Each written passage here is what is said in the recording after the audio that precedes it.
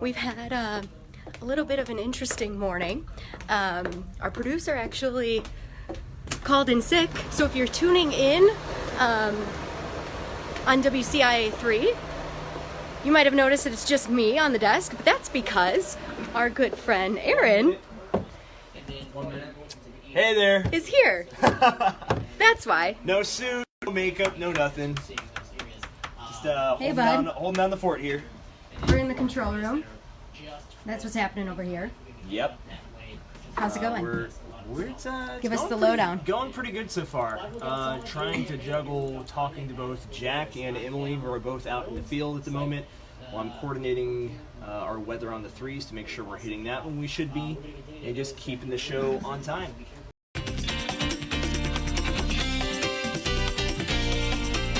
We are continuing our team coverage on this morning's winter storm. Central Illinois has been blanketed by several inches of snow.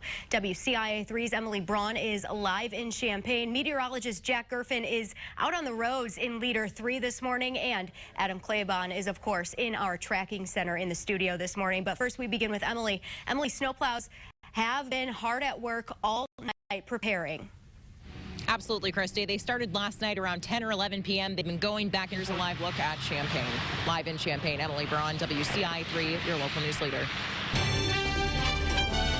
And well, everyone, we are noticing, that conditions are still cold outside. Emily, dressed warm. We're going to have a bit more wind than yesterday. But we're also going to notice, too, as we head throughout the day here, that at least for the next 15 to 20 minutes, maybe even just a bit longer. But overall, maybe a flurry or two, but I think a lot of the snow chances will be gone by then. A look at the satellite and radar currently for us. There's that deeper blue that you see drop down as far as your temperatures. For your highs today, we'll see those in about 4 minutes. Christy? All right, Adam, thanks. Now we're going to move on to Jack, who's been out in our Leader 3 car out on the roads. Jack, what are you seeing out there? Well, Christy, road conditions still remain far from ideal. In fact, right now I'm on 57, just going underneath 74 right now. And I'm on 57 North, and we just missed it, but there was a guy that was entering onto the highway, came in a little too... All right, Jack, be careful out there. Thanks so much for that update. Certified by WeatherRate as Central Illinois' most accurate for the 5th year running. This is your WCIA3 forecast first. Coming to you live from the Matex Heating and Cooling Weather Garden. Pretty nice night out here. I'm not getting rained on yet, but as we look at the satellite and radar picture, we've got showers that are moving in here from the west. So I don't in the umbrella just now, but by morning, you may need that on that morning commute, so kind of just keep that in mind, because look at that bulk of rain heading in our direction. Temperatures tonight, it's still pretty warm, actually. 69 in Champaign. We're going to see temperatures there into the low and mid-60s to start out, but yep, windshield wipers probably on as you headed to work and school tomorrow. WCIA3, your local news leader, starts right now.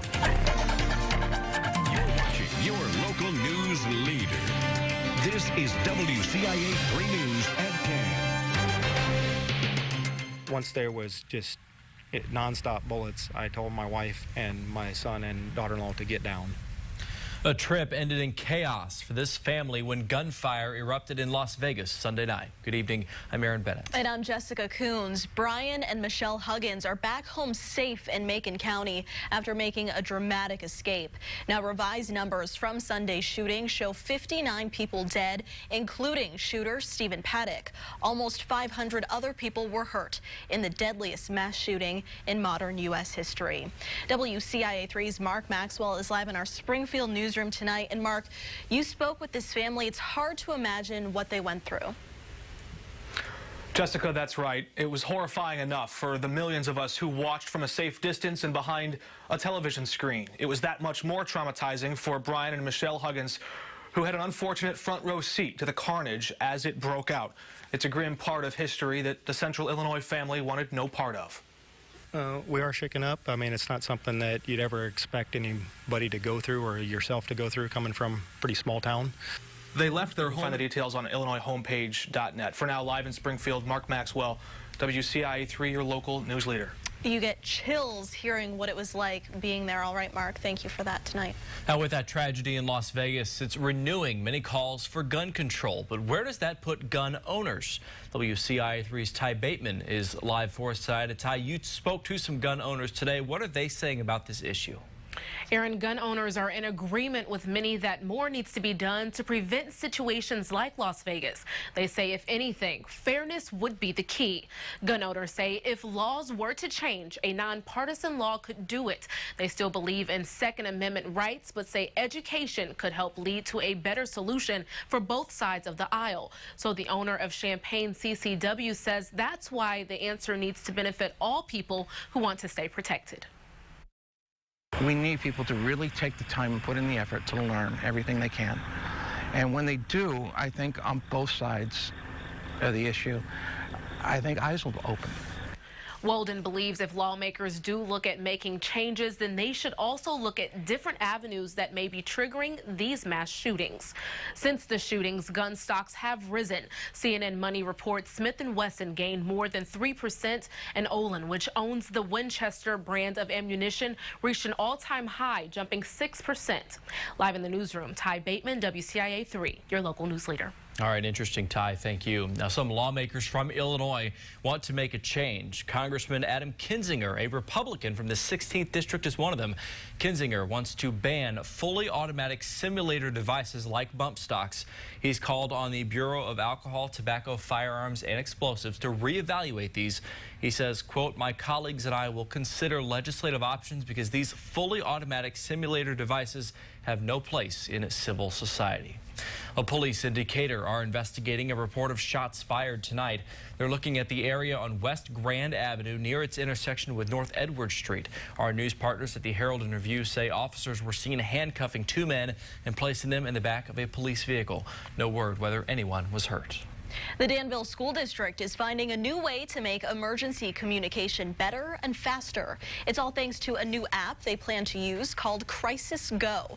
Right now, the school has to manually call principals and the police to communicate information. This app cuts down on the time it takes to get the word out to them. The app would be used in situations like a fire, storm, or any other type of emergency. It's not as effective to have somebody sitting at a desk and calling, 12 school buildings and getting in contact with, the police, the principal, the assistant principal, the resource officers, where an app allows us to contact them all at once. The school district hopes to get the app up and running by the end of this semester. When a Tilton man collapsed in his home, unable to even get up to call 911, he was saved by an unlikely hero. Danny Pierce's dog, Connor, might seem like a typical terrier, but after what happened, he says Connor is more like a guardian angel. WCIA3's Jennifer Jensen is here with us now. So, Jennifer, what happened to give this dog such a title? It may sound like a cliche to say a dog is a man's best friend, but what this dog did for his owner goes above and beyond the call of duty. He's just my buddy. And very smart dog. Aaron? Yeah, what a great story. All right, Jennifer, thank you. I want a dog like that. Yes, that's great. Well, a longtime Illinois politician running for a record term is being challenged for his seat, who just announced their run tonight. And also tonight. Working in public humanities can be a little bit rough sometimes because there's not a lot of jobs. It's a career that could be fun, but getting your foot in the door is anything but. Now, one group is trying to make it easier. Plus, road work starts to wind down this time of year, but it's making room for another driving hazard. What the odds are you could be paying to fix your car this fall. From your local news leader, Aaron Bennett, Jessica Coons, Central Illinois' most accurate forecast with meteorologist Kevin Lighty and Brett Behrens on sports. You're watching WCIA 3 News at 10.